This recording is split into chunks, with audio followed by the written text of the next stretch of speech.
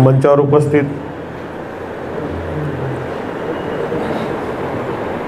आदरणीय जमीलजी क्रांती, शिवसेनेचे महानगर प्रमुख राजारामजी जाधव, गुलाबजी पगारे, आत्ताच ज्यांनी आपल्याला या ठिकाणी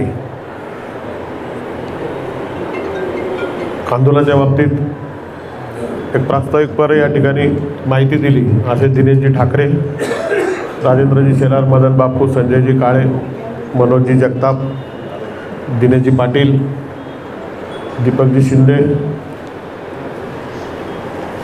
बाळासाहेब आयरे आणि उपस्थित सर्व पदाधिकारी, कार्यकर्ते, बंधूंनो, आपल्या सगळ्यांना ज्ञात आहे, एक दीड महिन्यापूर्वी एक गरीब कुटुंब माझ्याकडे आलं आणि त्यांनी MPSL बद्दल त्यांची व्यथा मांडली. कुटुंब असं होतं 10 बाय 12च्या खोलीमध्ये राहणारं आणि त्यांना काहीतरी 4,000 रुपये बिल त्या ठिकाणी आलं आणि आधी त्यांना महिन्याला 350-400 रुपये बिल यायचं आणि 2 महिन्याचं बिल त्यांना 4,000 आलं. आणि तिथे थोडंसं मी अधिकाऱ्यांशी बोलण्याचा प्रयत्न केला संबंधित कंपनीच्या. त्यांनी काही त्यांना ठराविक बिल भरावंच लागेल अशा पद्धतीने त्यांनी आग्रह धरला आणि ते नवरा बायको जे माझ्याकडे आलेले होते त्यांचं म्हणणं असं की आम्ही जेव्हा काम मिळेल असं मजुरीचं काम आम्ही करत होतो, कधी मिळतं कधी नाही मिळत. 4-5 हजार रुपये आमचं महिन्याचं अर्निंग नाही, तेवढं आमचं उत्पन्न नाही, तर आम्ही एवढं बिल कसं भरणार. मग या विषयामध्ये मी माझ्या काही सहकाऱ्यांना, माझे नगरसेवक असतील, कार्यकर्ते, पदाधिकारी असतील, यांना मी याबाबत आपापल्या परिसरामध्ये माहिती घ्यायला लावल्यानंतर खूपच भयानक असं वास्तव समोर आलं. म्हणजे खास करून कंपनी जर एखादी तक्रार आपण दिली की बुवा आमच्या मीटरला डिस्प्लेवर रीडिंग दिसत नाही, ही तक्रार काही लोकांनी 2022 साली दिलेली, त्यांच्या तक्रारीचं अजून निराकरण झालेलं नाही. काहींचं मीटर बदलून गेले, चांगलं मीटर होतं, बदलून गेले, नंतर मीटर इतकं फास्ट चालतं की त्याच्यामुळे रीडिंग वाढतं, असं काही कन्झ्युमरचं त्या ठिकाणी तक्रार लक्षात आली. मग सगळं बघता असा विचार केला की ही कंपनी जी आपण स्वीकारली, मागच्या आंदोलनामध्ये आपल्यापैकी बरीच मंडळी त्या ठिकाणी हजर होते आणि आसिफबाईंनी सांगितलं की मध्येमध्ये मालेगावमध्ये या परिसरासाठी जे काही त्या ठिकाणी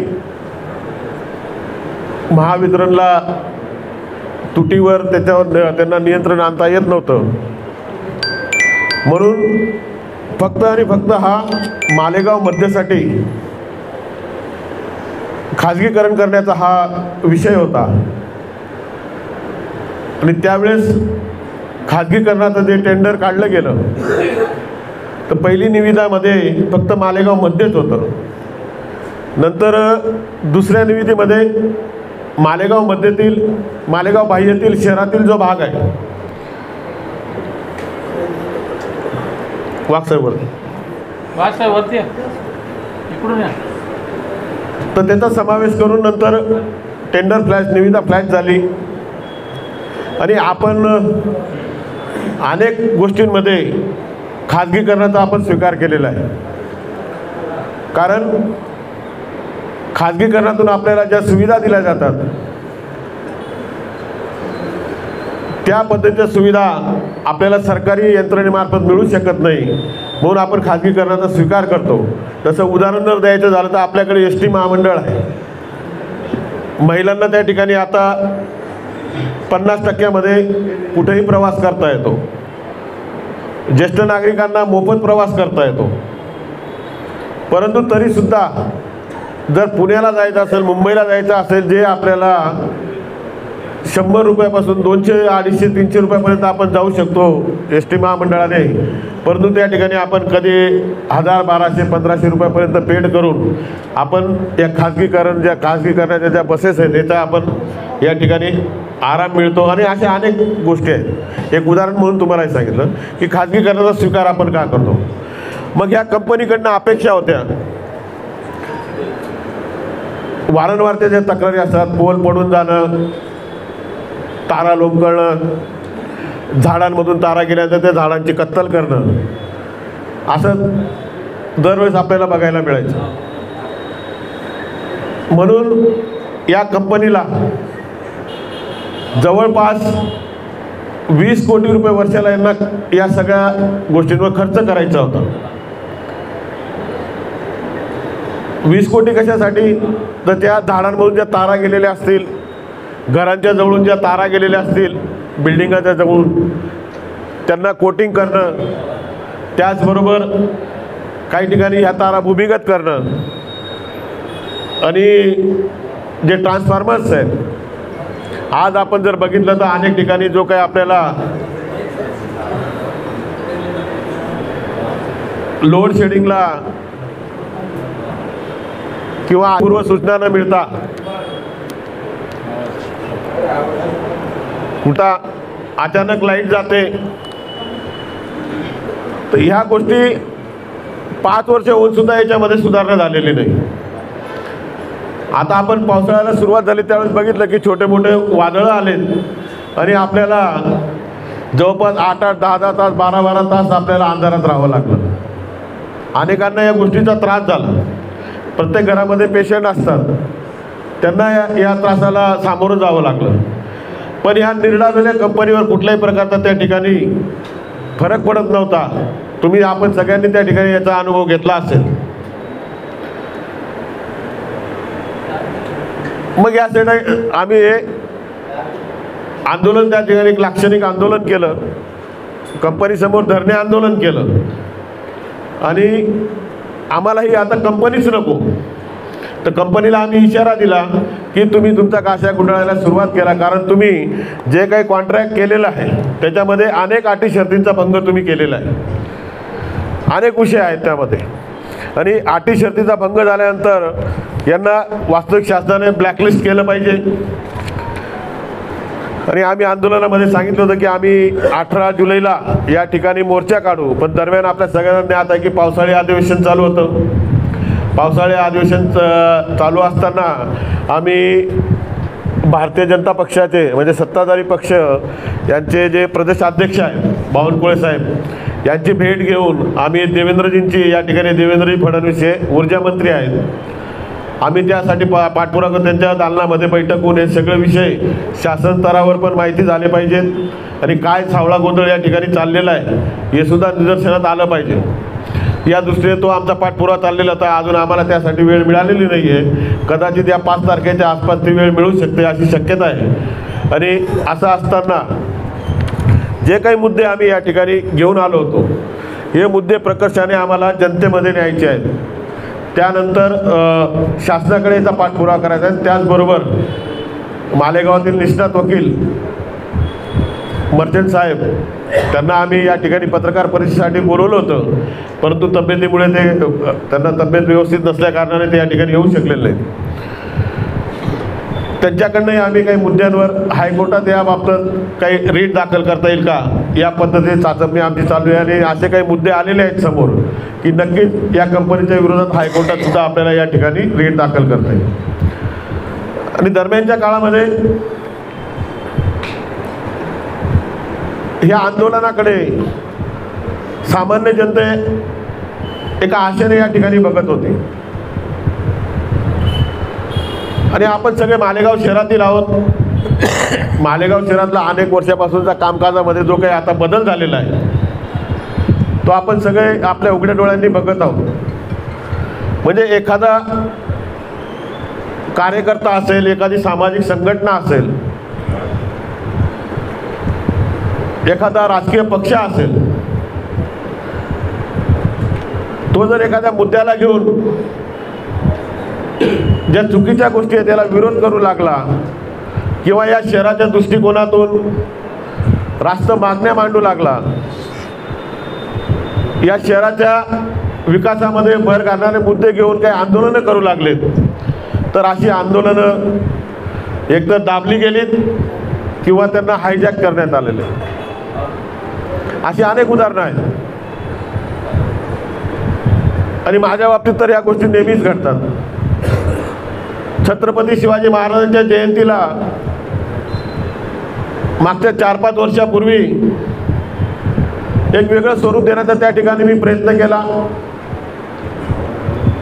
2-3 वर्ष मी छान कार्यक्रम त्या ठिकाणी राबवले, जनतेला ते आवडलेत.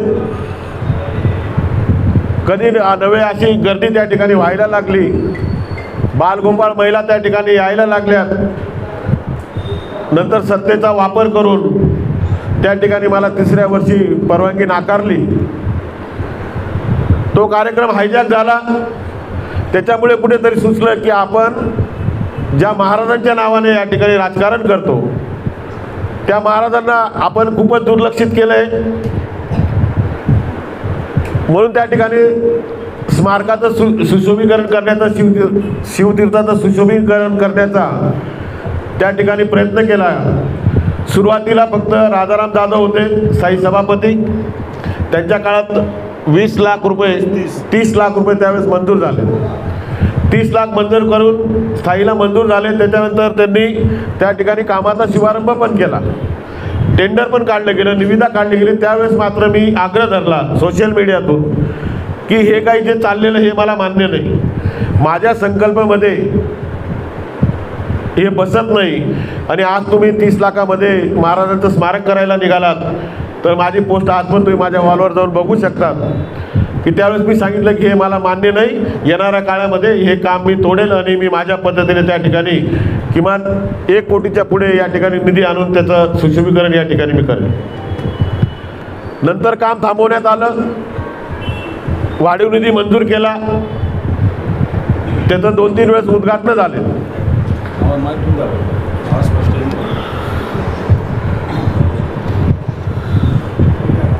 2-3 वेळेस त्यांची भूमिपूजनं झालीत. प्रत्यक्षात काम चालू होत होतं म्हणून शिवप्रेमींनी त्या ठिकाणी आंदोलनं केलीत. त्यानंतरही त्या गोष्टीवर माझं पूर्ण लक्ष होतं. जे काही डिझाईन त्या ठिकाणी बनवलं गेलं त्याच्यात माझ्या काही संकल्पना मला टाकायच्या होत्या, त्याची संधी मला दिली गेली नाही. वास्तविक निधी मंजूर करणं हे लोकप्रतिनिधीचं काम आहे. नंतर ते बाकीची कामं जी असतात ही अधिकाऱ्यांची असतात. मात्र या ठिकाणी जो हस्तक्षेप होतो प्रत्येक गोष्टीमध्ये आणि आम्ही करू तेच, आम्हाला त्या शहराचं किंवा विकास करण्याचा अधिकार म्हणा किंवा आम्हाला देवानी फक्त आम्हालाच अक्कल दिलेली आहे. आम्ही जे करू ते सगळ्यांना ते आवडेल, सगळ्यांना ते पचनी पडेल असा समज करून घेतला आहे. आणि कोणालाही या ठिकाणी या कामांमध्ये हजारो करोडोचा निधी येऊन त्या ठिकाणी सामावून घेतलं जात नाही. अनेक उदाहरणं आहेत. या ठिकाणी आपल्या कॉलेज ग्राउंडला तो वादाचा विषय होता, तरी मालेगावची गरज होती. एक छान काम त्या ठिकाणी होत होतं. एक चांगला जॉगिंग ट्रॅक या मालेगावकरांना पाहिजे होता, हरकत नाही, पण तो 12 महिने चालला पाहिजे. या दृष्टीने आपण जर बघितलं त्यावेळेस पण मी माझ्या सोशल मीडियाच्या माध्यमातून मी एक पोस्ट केली होती. ज्यावेळेस त्यांनी या पाण्याचा निचरा करण्यासाठी 2 कोटी रुपये कॉर्पोरेशनला खर्च करायला भाग पाडत होते, तर त्यावेळेस मी एक पोस्ट केली, कॉर्पोरेशनला उद्देशून केली की हे जे काही चाललेलं आहे तुमचं हे चुकीचं आहे. याचा निचरा करण्याचा जर तुम्हाला त्याचं जर काही सोल्युशन नसेल तर त्याचं सोल्युशन मी देतो. तुम्ही 2 कोटी खर्च करण्याऐवजी फक्त 10 लाख रुपये त्याच्यावर खर्च करा. आणि समजा ते नाहीच झालं, मी सुचवलेला पर्याय जर त्या ठिकाणी योग्य ठरला नाही तर त्या कामाचं जे झालेलं नुकसान असेल त्याचे 5 लाख रुपये मी स्वतः कॉर्पोरेशनला भरेल, असं मी माझ्या फेसबुक पोस्टवरून त्यावेळेस पोस्ट केलेलं होतं. तरीसुद्धा पाईपलाईन विरुद्ध दिशेने नेली गेली. ज्या ठिकाणी ग्रॅव्हिटी नाही त्या भागातला ते नेलं गेलं, सक्सेस झालं नाही. आजही आपण पाहिलं की या पावसाळ्यातसुद्धा बऱ्याच काळ कॉलेज ग्राउंड किंवा तो ट्रॅक जो आहे तो पाण्याखाली होता. आमचं म्हणणं हे नाही, आज तुम्ही लोकप्रतिनिधी आहात, तुम्हाला जनतेने निवडून दिलं आहे, कामांसाठीच निवडून दिलेलं आहे, पण तुमची जी मनमानी आहे ही योग्य नाही.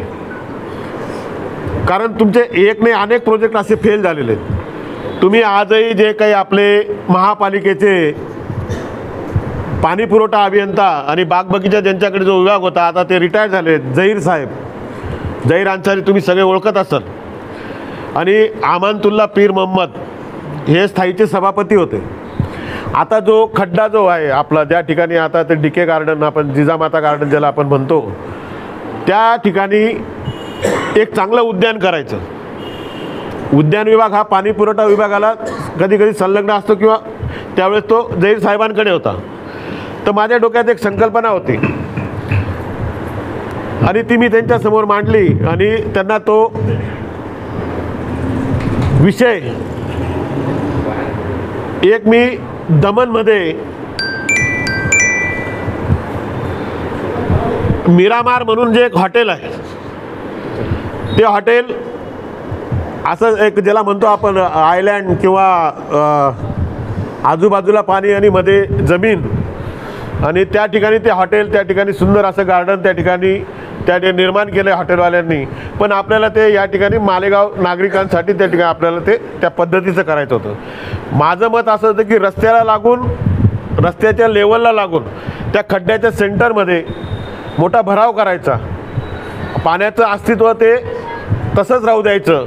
तिथं लहान मुलांसाठी बोटिंग आणि साईडला जे काही आपण कंपाऊंड करणार त्याला लागून त्या ठिकाणी छोटी ट्रेन वगैरे अशा पद्धतीचं टॉय ट्रेन वगैरे त्या ठिकाणी करायचं आणि त्याला ब्रिज वगैरे देऊन, लाकडी ब्रिज वगैरे देऊन अशा पद्धतीमध्ये गार्डन करायचं आणि त्या ठिकाणी बागबगीचा करायचा आणि तिथे नागरिकांसाठी ते खुलं करायचं. तर त्यावेळेस मला त्यासाठी 1 कोटी रुपये लागत होते. तत्कालीन आपली महानगरपालिकेची परिस्थिती एवढी नव्हती की ते मला एकदम 1 कोटी रुपये फंड्स अवेलेबल करून देतो. पण एखादी संकल्पना ज्यावेळेस आपण विचारात घेतो, जसं एखादा विषय आला की आपण 2-4 मित्रांना जवळच्यांना म्हणतो की यार माझ्या डोक्यात असं आहे, आपल्याला असं करायचं आहे, म्हणून कुठेतरी गोष्टी बाहेर जातात.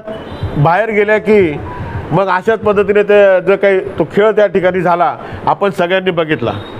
त्या गार्डनवर आता माझ्यामध्ये 4-5 कोटी रुपये आतापर्यंत खर्च झाले असतील तरीसुद्धा आपल्याला काही काळ त्याचा वापर करता येत नाही. हा शासनाचा पैसा आहे, शासनाचा पैसा आहे, आपण टॅक्सपेअर आहोत, आपल्याला आपल्या गावाबद्दल आत्मीयता आहे. तुम्ही असं का समजून घेतात की देवाने फक्त तुम्हालाच अक्कल दिली आणि विरोधकांना कुठल्याही प्रकारचं त्या ठिकाणी, आम्ही तर सहकारी आहोत, विरोधकांचं सोडा तर सहकार्यानं सुद्धा कधी विश्वासात या ठिकाणी घेतले गेलं नाही. मनमानी पद्धतीने कामं चाललेली आहेत. आता भूमिगत गटारीचा विषय घ्या, आम्ही त्या भूमिगत गटारीला विरोध करतो आहोत. कारण की जसं मी माझ्या बिल्डिंगचं उदाहरण देईल, 4 महिन्यापूर्वी माझ्या बिल्डिंगचं आउटलेट हे 6 इंचाचं होतं आणि त्याच बाजूला बिल्डिंगच्या बाजूला आमचं एक संपर्क कार्यालय आहे. तर बिल्डिंगचं पाणी अनेक वेळा ओव्हरफ्लो होत असेल किंवा काय, तर ते पाणी बाहेर यायचं आणि त्या ठिकाणी घाण तयार व्हायची. म्हणून मदन बापूंना सांगून मी माझ्या बिल्डिंगचा जो पाईप आहे, आज तुम्ही येऊन बघू शकता की तो मी 8 इंचाचा केला. म्हणजे माझ्या एका बिल्डिंगमध्ये फक्त माझं आणि माझ्या भावाचं कुटुंब राहतं, तरी आम्हाला 8 इंचाचा पाईप त्या ठिकाणी लागला. आणि तुम्ही कॉलनीला तुम्ही 6-6 इंचाचे पाईप टाकतायत. बरं ठीक आहे, तुम्ही हा पैसा केंद्र शासनाचा आहे, अमृत योजनेच्या माध्यमातून, म्हणजे अमृत योजना सेकंड फेज, हे काही आपल्याला मागणी करून मिळालेले फंड्स नाही येते.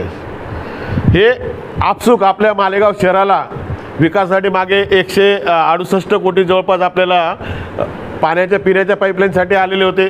त्याच्यानंतर केंद्र शासनानेच आपल्याकडनं प्रस्ताव मागवले. आपण कोणीही केंद्र शासनाला, महापालिकेने किंवा कोणी मंत्री किंवा नगरसेवक कोणीही असं आपण केंद्राला पत्र लिहिलेलं नाही की आमच्या मालेगाव शहरासाठी 400-500 कोटी रुपये भुयारी गटारसाठी द्यावं असं. हा आपसूक केंद्राकडनं मिळणारा आपल्याला हा निधी होता.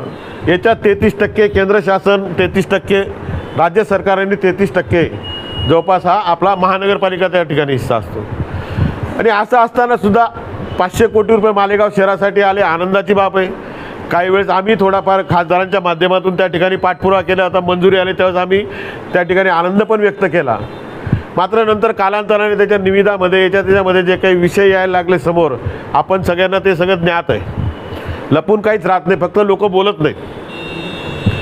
चला तेही झालं, सगळं झालं. एकदा तर खोटा अनुभवाचा दाखला दाखवून त्या ठिकाणी चुकीचं टेंडर पास करण्याचा प्रयत्न केला गेला, तो आसिफभाईने आणून पाडला. नंतर त्या याच्यामध्ये पण आम्ही जबलपूरला मी स्वतःही गेलो. त्या सगळ्यांच्या जे आता जी काही कंपनी आहे याच्यात जी दुसरी ईगल कंपनी होतं, त्यांनी जो काही अनुभवाचा दाखला दिला होता जबलपूरचा, तो तपासण्यासाठी मी स्वतःही गेलो. तिथल्या सिटी इंजिनियरला भेटलो. तिथल्या सिटी इंजिनियरनी तर त्यांची जवळपास 80-90% ती योजना जी पूर्ण झालेली होती. पण त्यांनी एक सल्ला दिला की तुम्ही योजना करत असताना व्यवस्थित याच्यावर लक्ष ठेवा, किंवा योजना न राबवली पैसा परत गेला तरी चालेल, पण याच्यामुळे तुमचा कदाचित तुमच्या शहराचा या ठिकाणी पूर्ण बट्ट्याबोळ होईल. आता ते आम्ही एवढं सगळं करूनसुद्धा आमच्या अनुभवातून तुम्ही काहीतरी शिकलं पाहिजे. आणि याच्यानंतर आम्ही त्यांना सांगितलं की मालेगावातून पैसा तर काही परत जाऊ शकत नाही, काम होणारच आहे. तर त्यांनी त्या काही गोष्टी ज्या सांगितल्या, तर त्याच्यात आपण जे बघतो की ज्या 6-6 इंचाच्या लाईनी टाकल्या जातात, त्या 6 इंचाच्या लाईनमधून पूर्ण कॉलनीचं महिला हा कसा जाऊ शकतो? जाऊ शकत नाही. समजा आज 8 तासाने टाकून घेत आहेत, आम्ही विरोध केला, तिथं त्यांचे कार्यकर्ते येतात. संजय काळेंना विचारा, काल परवाचाच किस्सा आहे. शकुंतला भाऊ, आता मी या कंपनीच्या इंजिनियर लोकांना बोलून, त्याच्यानंतर आपले कॉर्पोरेशनचे प्रभाग इंजिनियर जे आहेत गांगुर्डे यांना बोलून, माझ्या ऑफिसमध्ये बोलून मी त्यांना सांगितलं, तुम्हाला जी काही तुमची योजना आहे, जी काही तुम्ही मला या ठिकाणी सगळं कागदपत्र तुम्ही दाखवा, त्याचं तुमचं डिझाईन कसं आहे ते मला तुम्ही दाखवा, त्याशिवाय मी माझ्या वार्डांमध्ये कामं करू देणार नाही. त्यांना बोलवलं, त्यांचे अधिकारी इंजिनियर आले. त्यांना मी सरळ सांगितलं की तुम्हाला या ज्या 6 इंची आहेत या तुम्ही 12 इंचीमध्ये करा. त्याच्यानंतर ज्या काही तुम्ही आता 12 इंची किंवा 18 इंची घेत आहे त्या 24 इंचीमध्ये झाल्या पाहिजेत.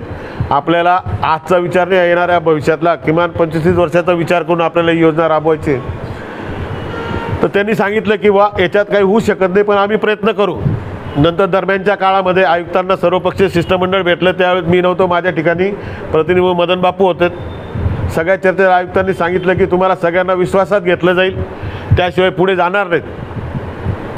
आणि असं असताना आपण बघितलं, काल आयुक्तांनी एक स्टेटमेंट काढलं की कोणी या भुयारी गटर योजनेला निरर्थक विरोध करू नये.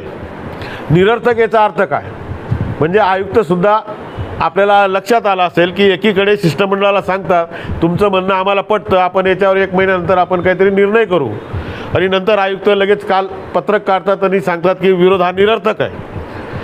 आणि एकीकडे मंत्री सांगतात की कोणी या भुयारी गटर योजनेला विरोध करू नका, ज्यांनी विरोध केला त्यांच्या भागामध्ये गटर होणार नाही, त्यांना आम्ही त्या ठिकाणी वगळून टाकू. म्हणजे ही काही हुकुमशाही चाललेली आहे का? तुम्ही तिथं काही दबले असाल किंवा काही असाल, त्याचा तुम्ही या मालेगाव शहरातील शहरवासियांना तुम्ही अशा पद्धतीने त्यांच्या अधिकारापासून तुम्ही वंचित कसे ठेवू शकतात? आणि तुम्ही बाकीच्या लोकप्रतिनिधी त्यांचं काय म्हणणं आहे जाणून का घेत नाहीत? आणि इतका 8 तास का चाललेला आहे? ज्या पद्धतीचं तुमचं कामकाज या ठिकाणी तुम्ही दादागिरी करतायत अधिकाऱ्यांना, कार्यकर्त्यांच्या माध्यमातून, ही जनता सहन करणार नाही. कारण आमचा हक्काचा पैसा जातो. आम्ही घरपट्टीच्या माध्यमातून कॉर्पोरेशनला पैसा देतो. आम्ही अनेक प्रकारचे टॅक्स भरून आम्ही केंद्र GST असेल, इन्कम टॅक्स असेल, या माध्यमातून आम्ही केंद्र सरकार, राज्य सरकारला पैसा देत असतो. आणि हे असताना हा आमचा पैसा आहे, आमचा पैशाचा विनियोग कसा करायचा याचा अधिकार आम्हाला सुद्धा पाहिजे. आमच्या सूचना लक्षात घेतल्या गेल्या पाहिजेत. उठसूट कुठला एक विषय आला की त्याचा हायजॅक करायचं, हे धंदे पण आता बंद झाले पाहिजेत.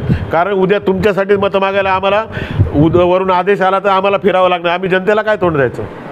आज तुम्ही गणपती आलेले आहेत, सगळीकडे रस्ते खोदायचा तुमचा प्रयत्न चाललेला आहे, म्हणजे आम्ही उतरायचं, संघर्ष करायचा, आमच्यावर आम्ही केसेस करून घ्यायच्या का? तुम्हाला जर करायचंच होतं तर आधी करायचं होतं. आधी तुम्ही एकतर चुकीचे कामं करून ठेवलेत. कॉन्क्रीट रस्ते आम्ही गोसावी साहेबांना सांगितलं होतं तत्कालीन आयुक्तांना की आता आपले 500 कोटी भुयारी गटारचे येत आहेत, ते कामं चालू होतील, रस्ते तुर्त थांबवून घ्या. त्यांच्यावर दबाव टाकून आधी रस्ते करून घेतले आणि आता भुयारी गटार करतायत. म्हणजे फक्त पैसा आणायचा, पण त्या पैशाचा विनियोग नागरिकांसाठी झाला पाहिजे ना. आणि जर नागरिकांचीच इच्छा नाही, मीच नाही, अनेक लोकप्रतिनिधींची इच्छा नाही, ज्या पद्धतीचं काम चाललंय सगळेच नाराज आहे त्या विषयावर, मग तुमचा 8 तास कशासाठी हवा आहे? तुम्ही इतके वर्ष कामं करताय तर निवडणुकीची काही भीती आहे का तुम्हाला?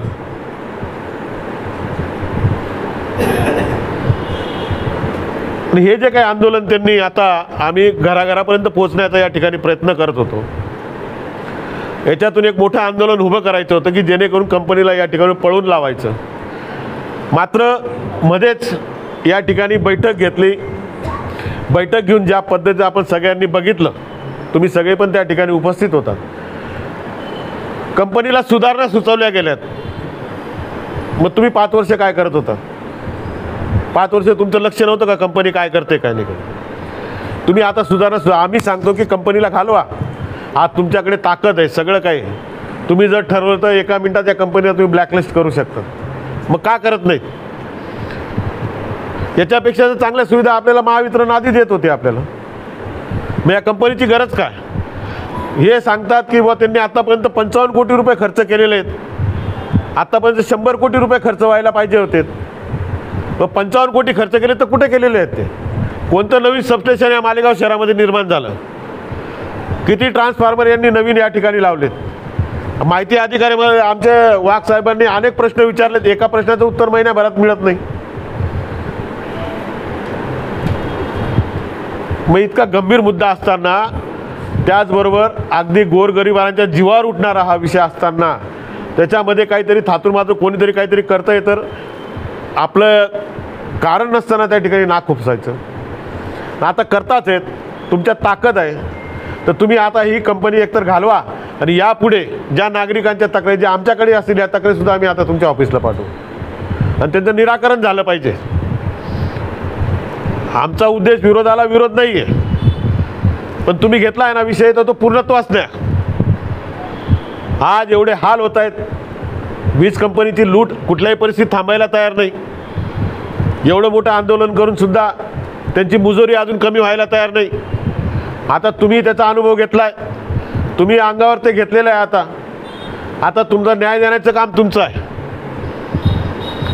एकतर MPSL हटवा किंवा ज्या पद्धतीने महावितरण आधी या ठिकाणी बिलांची वसुली करायची ती पद्धत या ठिकाणी आम्हाला, कारण ह्या कंपनीला कुठल्याही प्रकारची वीज बिल वाढ करण्याचा यांना अधिकार नाही आहे कायद्याने. त्याच्यानंतर यांचे अनेक मुद्दे आहेत. यांच्याकडे जे कर्मचारी आहेत, नॉन टेक्निकल कर्मचारी आहेत, त्या कर्मचाऱ्यांना पगार अपुरा आहे. कधी अपघात होतो, त्या अपघातामध्ये आंदोलन करून पैसे मिळवावे लागतात, ही कंपनी त्यांना नुकसान भरपाई देत नाही. आणि इतकी अराजकता तुमच्यामध्ये तुमच्या सत्तेच्या काळात चाललेली आहे. मग तुम्ही डोळे झाक का करतायत? का तुम्ही या कंपनीत पण पार्टनर आहात का? आणि असाल तर चांगलीच गोष्ट आहे. आमचा मालेगावातला एक सालदार आज मालदार झाला, आणखी मोठा हो. त्यांची बरोबरी अंबानी बरोबर व्हावी. आज ना उद्या त्यांच्या रिटायरमेंटच्या काळात त्यांचा पैसा या ठिकाणी उद्योगांमध्ये येईल. पण उद्योग त्यांनी मालेगाव सोडून गुजरात किंवा गोवा वगैरे इकडे न करता मालेगाव शहरात करावं, कारण या मालेगाव शहराने तुम्हाला मोठं केले. आता घेतला आहे मुद्दा तर व्यवस्थितरित्या तो हाताळा. आमच्यापेक्षा तुम्ही अनेक वेळा सिद्ध केले की तुम्हाला अक्कल जास्त आहे. आम्हाला जमत नव्हतं म्हणून तुम्ही या मुद्द्यामध्ये हात घातलेला आहे. आणि आम्ही काय करत होतो हे जनतेसमोर यावं म्हणून मी तुम्हाला या ठिकाणी बोलवलं आहे. आमची लढाई ही चालूच राहणार. आम्ही यांचं बघू हे काय काय करतात, किती तक्रारींचं निवारण यांच्या हातून होतं. नंतर परत आम्ही या ठिकाणी या आंदोलनाच्या बाबतीतली भूमिका आमची स्पष्ट करू. तूर्त हे आंदोलन आम्ही आता काही काळासाठी स्थगित करतो. तोपर्यंत आमची न्यायालयीन लढाई, प्रशासनाकडे आमची ही लढाई चालूच राहील. एवढं या ठिकाणी या आंदोलनाच्या माध्यमातून तुम्हाला माहिती द्यायची होती. यासाठीच तुम्हाला बोलवलं होतं. आणि जे काही भुयारी गटर वगैरे जे विषय आहेत, या विषयांना मात्र आम्ही आत्ता इथून गेल्यानंतर आम्ही ताबडतोब आयुक्तांना भेटणार. त्यांनी जे पत्रक काढलेलं आहे त्या विषयावर आम्ही त्यांना भेटणार आहोत आणि भेटून त्यांना या ठिकाणी त्याचा जाब विचारणार आहोत. तुम्ही काय करणार आहात? तुम्ही आता गणपती तोंडावर असताना तुम्ही या मालेगावच्या रस्त्यांचा सगळा सत्यानाश करणार आहात. कारण ज्या ज्या ठिकाणी तुम्ही जाऊन बघा, आता ऐश्वर्या मंगल कार्यालय किंवा या भागामध्ये जे काही रस्ते आहेत, परवा एक महिला पडली, तिला जबर मार लागला. हे असे रस्ते, चांगले रस्ते खराब करून टाकलेले आहेत. अनेकांना, तुम्ही तिकडे राहतात, तुमच्याकडे पण तसे प्रकार झालेले आहेत, नागरिकांच्या तक्रारी आहेत.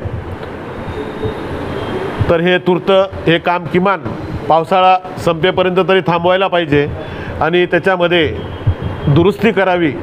भूमिगत गटारीच्या डिझाईनमध्ये दुरुस्ती करावी ही आमची मागणी आहे. आमचा भुयारी गटर योजनेला विरोध नाही, तो पैसाही आमचाच आहे. केंद्र सरकार, राज्य सरकार आणि मालेगाव महानगरपालिका यांना आम्ही जो टॅक्स भरतो त्या माध्यमातून, म्हणून त्या आमच्या सुविधासाठी तो विषय आहे.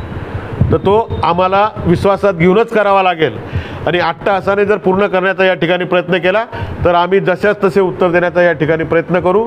मग जे काय होईल ते पुढे बघू. कुठल्या तरी एका वृत्तपत्रामध्ये जी चौकट असते त्याच्यात तो विषय होता.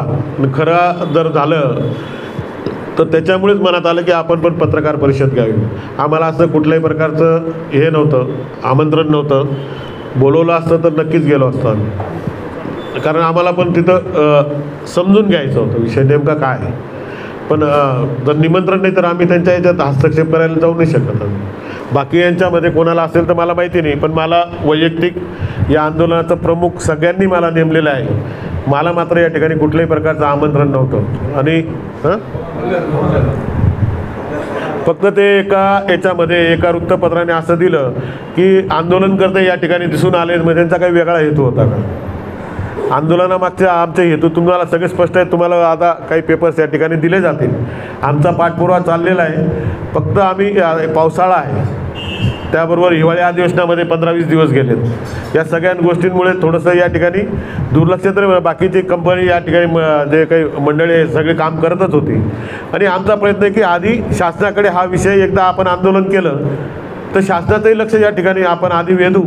मग हे आंदोलन जर शासनाच्या लक्षात आलं की चुकीचं चाललं आहे, कदाचित आपल्याला आंदोलन जे काही समजा उत्साहाच्या भरामध्ये किंवा जी एक चीड तयार झालेली आहे याच्यात आंदोलनाने जर उग्र स्वरूप जर घेतलं तर आपल्या गावाची शांतता पण या ठिकाणी धोक्यात येऊ शकते. अनेकांचे या ठिकाणी अनेकांवर गुन्हे दाखल होऊ शकतात. मग त्याच्या आधी जर एक मार्ग शासनाच्या मध्यस्थीने जर काही मार्ग निघत असेल तर त्यासाठी आमचा प्रयत्न चाललेला आहे. आणि आता तुम्ही सांगितलंच की तुम्ही आता आवाहन केलं लोकांना की जे काही तक्रारी असेल आमच्याकडे आणा, आम्ही त्यांचं निराकरण करतो. मग आता इथून पुढे आमच्याकडे येणाऱ्या तक्रारीसुद्धा आम्ही त्यांच्याकडे पाठवणार आहोत. ज्या तक्रारी MPSLच्या संदर्भातल्या जेवढ्याही तक्रारी येतील, ज्या आज आमच्याकडे जमा आहेत, असं आम्ही जेवढे जमा आहेत ते सगळे आम्ही आज उद्यामध्ये एकत्र करून त्यांच्या ऑफिसला आम्ही ते पाठवणार आहोत. न्याय करा तुम्ही. आमची अपेक्षा सर्वसामान्य माणसांना न्याय मिळायला पाहिजे. इथल्या उद्योग व्यवसाय करणाऱ्यांना न्याय मिळाला पाहिजे. आणि तुमची जी काही मनमानी चाललेली आहे याच्यावर तुम्ही, या कंपनीवर तुम्ही तुमचं कंट्रोल त्या ठिकाणी ठेवलं पाहिजे. 2-2 वर्ष झाले लोकांचे मीटर बदलून द्या किंवा डिस्प्लेमध्ये सुधारणा करून द्या, यासाठीचे अर्ज पडून आहेत, पण त्यांना ॲव्हरेज बिल दिलं जातं. या ॲव्हरेज बिलचा हा जो काही खेळ चाललेला आहे याच्यामागचं का भाग्य बरेच काही गोष्टी आहेत. हे बिलं का वाढून येऊ राहिले, यांचे युनिट का वाढून दाखवतात आणि हा वाढलेला पैसा कुठं काय जातो याच्या अनेक वाटा आहेत. पण हा तुमच्या आमच्या खिशातून काढला जातो आहे. तर कुठल्याही परिस्थितीमध्ये आंदोलन होणार आधी आम्ही, तुम्ही बघू तुम्ही काय करतात. आता तुम्ही हा मुद्दा हायजॅक केलाच आहे, परंतु आमचा पॅरलल हा शासनाकडे आणि न्यायालयाकडे आम्ही हा मुद्दा लवकरच त्या ठिकाणी घेऊन जाणार आहोत. तिथूनही आम्ही न्याय मिळवण्याचा या ठिकाणी प्रयत्न करणार आहोत. मात्र तुम्ही आता लोकल लेवलला जे काही नागरिकांना कदाचित असं नको व्हायला की कुठंतरी दिशाभूल करायची आणि या आंदोलनाची हवा काढायची, जे नेहमीच आपण या ठिकाणी करत आला आहे, यावेळेस मात्र तसं काही होणार नाही याची ग्वाही मी या ठिकाणी तुम्हाला देतो. ते मी सुरुवातीलाच बोललो की हा विषय फक्त पहिली निविदा जी होती त्यावेळेस फक्त मालेगावमध्येच होतं. नंतर मालेगाव बाह्य आलं कसं त्यावेळेस लोकप्रतिनिधी कोण होतं आणि जे काही निविदा वगैरे निघाल्या होत्या या आम्ही माहिती अधिकारामध्ये मागवल्या, त्यासुद्धा आम्हाला मिळत नाही. हा प्रश्न असेल सगळ्यांना चाललेला होता, तुम्ही त्याचे शेवटपर्यंत गेले का? कोणी आणले? सगळ्यांना माहिती आहे नाही. आणि मी सांगतोय ना, इथं लोकप्रतिनिधी कोण आहे? आपले मंत्रीच होते. जर समजा कोणी शासनाने टाकला असेल तर आपल्या मंत्र्यांनी विरोध करायला पाहिजे. त्यांचा मतदारसंघ होता, त्यांनी या गोष्टीला खाजगीकरणाला विरोध करायला पाहिजे होता. कारण तिकडचं काय ते जाऊ द्या, पण फरक आहे. इकडच्या मानसिकतेमध्ये थोडाफार फरक आहे. इकडं व्यवस्थित होतं, इकडं तेवढी तूट नव्हती. जी तूट त्या भागामध्ये होती तेवढी तूट इकडे नव्हती, तरी हा विषय कारण नसताना घातला गेला आहे. आणि खाजगीकरण आम्ही का स्वीकारलं की चला चांगल्या सुविधा मिळतील, सगळं या ज्या तारा आहे त्या सगळ्या भूमिगत होतील, अनेक अपघात वगैरे टळतील, हे होईल ते होईल. आम्हाला अनेक अपेक्षा आहेत, झाडांची कत्तल होणार नाही या अपेक्षाने आम्ही खाजगीकरण स्वीकारलं. पण 5 वर्षात तसं काहीच झालं नाही. आणि 5 वर्षानंतर तुम्ही आज त्या कंपनीला, ज्यावेळेस आम्ही आंदोलन करतो त्यावेळेस तुम्ही कंपनीला जाब विचारतात. मग तुम्ही इतके वर्ष काय केलं? शेवटी जो लोकप्रतिनिधी आहे त्याच्याकडून जर सर्वसामान्य जनतेला न्याय मिळत नसेल तर तो इकडे तिकडे प्रयत्न करतो. मग काय आमच्याकडे आले ना, आम्ही सगळ्यांना एकत्र करून एक मुखाने याचा निर्णय घेतला की सगळेच त्रस्त आहेत. आमच्याकडे पण आमची ताकद कमी, म्हणून आम्ही सगळे म्हणून एकत्र ताकद या ठिकाणी निर्माण करण्याचा प्रयत्न केला आणि आम्ही त्या ठिकाणी यशस्वी होत होतो. हे दिसलं म्हणूनच तर बाकीचे कुटाणे सुरू झालेत. मग आता करताय ना तुम्ही, तर आम्ही ही सर्व जबाबदारी आता तुमच्यावर टाकतो. त्यासाठी किती दिवस दिले? कोणाला? जशी माझी तक्रार आहे तुमच्याकडे, तुम्ही त्यांच्याकडे पाठवली. बरोबर. त्यांनी ती किती दिवसात ती सोडायला पाहिजे? अहो, 2 महिन्यात मंत्री असताना मुदतीचा काय विषय असतो? मंत्री असताना मुदतीचा काय विषय? मंत्र्यांकडे गेल्यानंतर 1 मिनिटात तुमचा प्रॉब्लेम सॉल्व्ह होऊ शकतो. मुदतीची गरज काय पडते त्याला? हां, जागेवर लोक सस्पेंड करतात. ते काम नाही झालं तर बघू ना. आता जर समजा आता आम्ही काय करणार की आता लोकांना यांच्याकडे पाठवणार. लोक तर त्यांच्याकडे, त्यांनी आवाहन केलं, लोक जाणार. आमच्याकडे येणारे पण पाठवणार आम्ही. आम्हाला नागरिकांची कामं झाली पाहिजे. आणि ज्या वेळेस हे अयशस्वी होतील त्यावेळेस आम्ही परत आंदोलनाचा बडगा उगारू या ठिकाणी. अरे होईल ना, तुम्ही विश्वास ठेवा ना त्यांच्यावर. असं कसं काय? तुम्ही माझ्याकडे मुदत मागतायत. बावनकुळे साहेबांची आंदोलन मोठं करायचं, मोर्चा काढायचा वगैरे असं. पण दरम्यानच्या काळात यांनी हा जो विषय घेतला, यांनी जबाबदारी घेतली. बघा, लोकांचा विश्वास हा कधी एक मंत्री आहे, त्यांच्या कामाचा आवाका, त्यांना असलेल्या सत्तेच्या माध्यमातून त्यांना मिळालेली ताकद, त्या पॉवर्स या माध्यमातून कोणालाही वाटेल की आपल्याला इथे आमच्यापेक्षा इथं लवकर न्याय मिळू शकतो, आम्ही भांडणार. पण आपलं भांडण हा उद्देश नाही. भांडण उद्देश नाही आपला. कंपनीबरोबर आपल्याला भांडायचा हा उद्देश नाही आहे. जे चुकीच्या गोष्टी आहेत त्या बंद झाल्या पाहिजे किंवा कंपनी हे काम सोडून दिलं पाहिजे. मग असं असताना तुम्ही याच्यामध्ये उडी घेतली, हा आम्हाला आनंदाची गोष्ट आहे ना. कंपनी तर आम्हाला मोजत नाही आणि तुम्ही याच्यात घेऊन आता कंपनीला तुम्ही जर व्यवस्थित धारेवर धरलं तर लोकांना न्याय मिळेल ना. आणि अनेक उदाहरणं आहेत ना इथे. तुम्ही आज हे विचारतायत, अनेक ठिकाणी आहेत ना साहेब. ज्या ठिकाणी एका ठिकाणी जातात तिथं काही आढळलं काही तर लोकांना जागेवर सस्पेंड करतात. आता आम्ही हा विचार करू की जे आमच्या हातून घडणार होतं, उद्या यांनी जर त्यांचं नाही ऐकलं तर आमचं जे आंदोलन होतं यांनी तशा पद्धतीने, यांना आता गरज पण नाही आहे पण तरी यांनी करावं, ऑफिस तोडावं, जाळावं. त्यांचा तर तो संघटनेचं त्या आंदोलनाची एक पद्धत आहे त्यांची, त्या पद्धतीने करावं पण लोकांना न्याय मिळून द्यावा.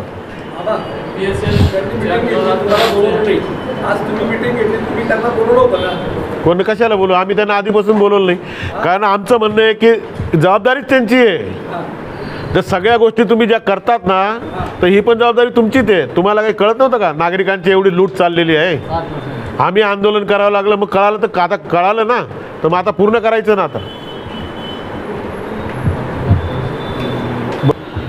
तुम्हाला सांगतो मी, म्हणजे आदरणीय मंत्री दादाभाऊ भुसे हे संपूर्ण महाराष्ट्राला जरी मंत्री असतील किंवा काय असतील तर ते माझे चांगले मित्र आहेत. ते तुम्हाला सगळ्यांना माहिती आहे. मागच्या निवडणुकीत पण तुम्ही बघितलं. आणि अनेक वेळा जसं काही गोष्टी असतात जसं मी हे आंदोलन केलं, वास्तविक मी इतकं वेळेवर केलं, असं धरून चला की मी माझ्या मित्राला साथ देतो आहे की हा रोष कदाचित त्यांना निवडणुकीमध्ये महाग पडला असेल, बिल वाढ वगैरे हे ते, तर असं समजून चला की मी हे आंदोलन करून त्यांना आता माझं त्यांचं बोलणं बंद आहे. मग त्यांना डायरेक्ट जाऊन सांगू शकत नाही दादा तुम्ही हे काम करावं. मग ते उचललं मी आणि आता आपोआप त्यांनी ते माझ्या मित्राची मदतच केली नाही एका प्रकारे. ना अशा अनेक गोष्टींमध्ये केलेली. हां, तुमच्या मित्रावर विश्वास आहे का? प्रश्नच नाही. ताकद एवढी आहे त्यांच्याकडे. अहो, एवढ्या याच्यामध्ये त्यांच्याकडे महाराष्ट्राचं काम आहे, संपूर्ण महाराष्ट्राचं काम आहे, अनेक खात्यांचं काम आहे, मुख्यमंत्र्यांचे अनेक विषय त्यांच्याकडे आहे. असं असताना एखादा मुद्दा दुर्लक्षित होऊ शकतो, ते लक्षात आणून देणं एक मित्राचं काम आहे.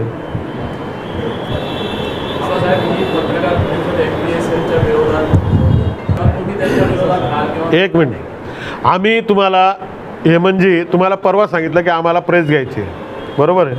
ती आम्हाला तर त्याच दिवशी घ्यायची इच्छा होती, परंतु मला बरं नसल्यामुळे मी सांगितलं की आपण सोमवारी घेऊ.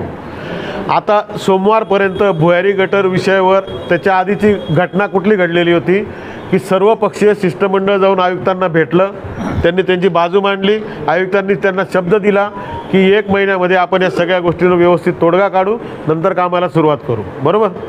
मग आता काल जर आयुक्तांचं पत्रक निघालं तर आम्ही आज त्या मुद्द्यावर बोलायचं नाही का?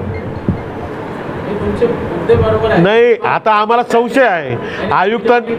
आयुक्तांनी त्यांचा शब्द बदलला. ऐका, आयुक्तांनी त्यांचा शब्द बदलला. त्यांनी शिष्टमंडळाला काय शब्द दिला होता की 1 महिन्याची मुदत मागितली होती त्यांनी. मग त्यांनी काल एवढ्या घाईघाईने की विरोध निरर्थक आहे, यांना कुठून एकदम एवढं ब्रह्मज्ञान प्राप्त झालं? किंवा माझं मत आहे की आयुक्तांनी मंत्र्यांच्या दबावामध्ये ते स्टेटमेंट काढलेलं आहे. मग का बोलायचं नाही? खासदारचा शब्द बदलला आयुक्तांनी, खासदारांना दिलेला शब्द बदलवला आयुक्तांनी. एकंदर सगळे विषय त्यांच्याच विरोधात झाले. मग याचं आहो. विधानसभेत निघेल का? आता निवडणुका एकदम तोंडावर आहे. आता तुम्ही विधानला, मी एक नेता आहे, मी माझ्या उमेदवाराला मी कशाला अडचणीत आणणार? युती होणार आहे, युतीला जागा ही शिवसेनेलाच जाणार आहे. मला त्यांचं काम मला जेव्हा वरून आदेश येईल तर मला त्यांचं काम करावं लागणार आहे. मग काम करत असताना मी लोकांना काय सांगू? म्हणून आंदोलन स्थगित केलं. मग अजून वेळ आहे ना आमच्याकडे, निवडणूक अजून 1.5-2 महिन्यावर काही सुधारणा करता येतील आम्हाला.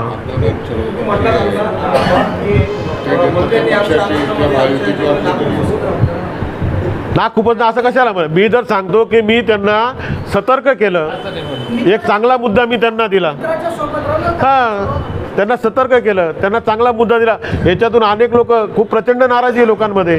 तुमच्यासारख्या अनेकांना तुम्ही त्याचे बळी ठरलेले असाल.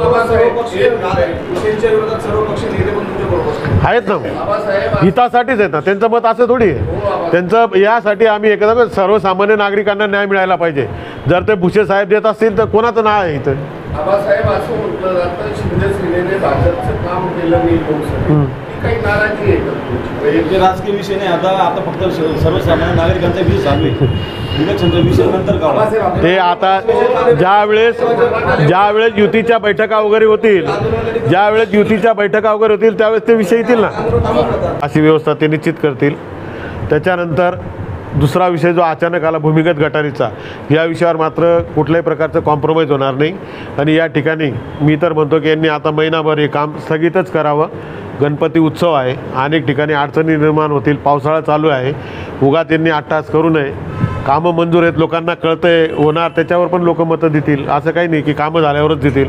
आपण मंजुरीचे कामं दाखवूनसुद्धा आपण मतं मिळवू शकतो आणि चांगली गोष्ट आहे. उलटं जर असं काही केलं तर कदाचित त्यांच्या म्हणजे अजून एक मैत्रीचा सल्ला की जर याच्यातून काही सगळी गडबड झाली, सगळे खोदून टाकलं, सगळं काही झालं तर गाव नाराज होईल आणि जे मला जबलपूरच्या सिटी इंजिनियरनी सांगितलं त्याचा पूर्ण फटका यांना बसू शकतो. मी माझ्या मित्राची काळजीच घेतोय.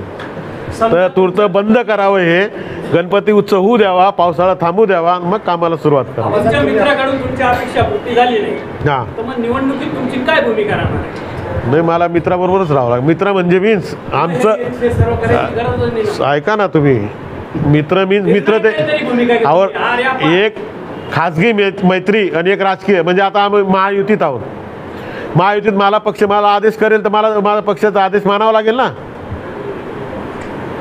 माझ्या नेत्यांनी मला सांगितलं, उद्या समजा बावनकुळे साहेबांनी सांगितलं जयकुमार रावळांनी सांगितलं, गिरीश भाऊंनी सांगितलं, देवेंद्र भाऊंनी मला सांगितलं, दादा भुसेंचं आपल्याला काम करावंच लागेल कुठल्याही परिस्थितीत, तर मला करावं लागेल. असं काय करतं? त्यांनी केलंच ना आमचं काम आता लोकसभेला. आता मी तुम्हाला सांगितलं ना, आता ते जनतेला आम्ही आमच्यापर्यंत देऊ बोलवू, त्यांना सांगू की आता तिथं जा, तुम्हाला जागेवर निर्णय त्या ठिकाणी मिळेल. तुमचं तक्रार बिल वाढीव बिल आलेलं आहे ती आहे, तर ते कमी करून देतील तुम्हाला.